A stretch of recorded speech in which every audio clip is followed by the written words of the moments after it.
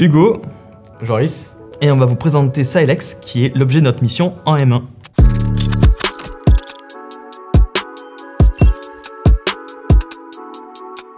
Donc Silex, c'est quoi? C'est un analyseur de vulnérabilité qui se base donc sur les Docker, et ça nous permet d'obtenir finalement un graphique sur lequel on peut recenser toutes les vulnérabilités qui sont présentes, que ce soit celles qui sont plus faibles et celles qui sont plus hautes, et ça permet ensuite à des entreprises de pouvoir avoir en un coup d'œil finalement un aperçu de où est-ce que se trouve leur vulnérabilité dans leur conteneur Docker. Alors Silex, comment en fait ça a réussi à être créé? On a utilisé Radzone, donc Radzone qui est un matériel graphique pour ASP.NET, donc qui est le langage principal utilisé.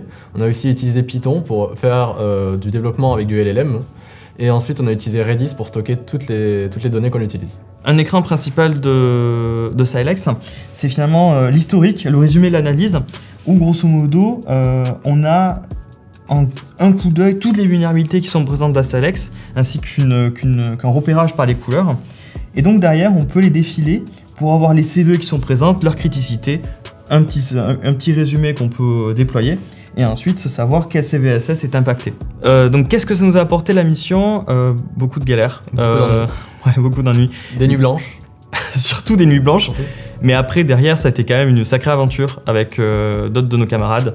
Et on a pu vraiment créer un truc sympathique qui, on pense, a un peu d'impact quand même dans le monde de la cyber.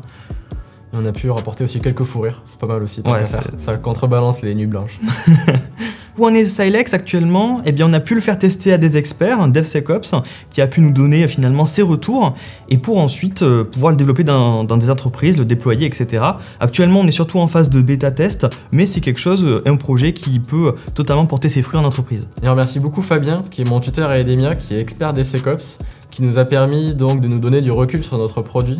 Et parce que c'est vrai qu'on est balancé directement dans le développement et on a tendance à faire des raccourcis et aller tout droit pour aller plus vite. Mais effectivement, on a besoin de recul pour pas aller tout droit dans le mur. Ok, bah super. Merci.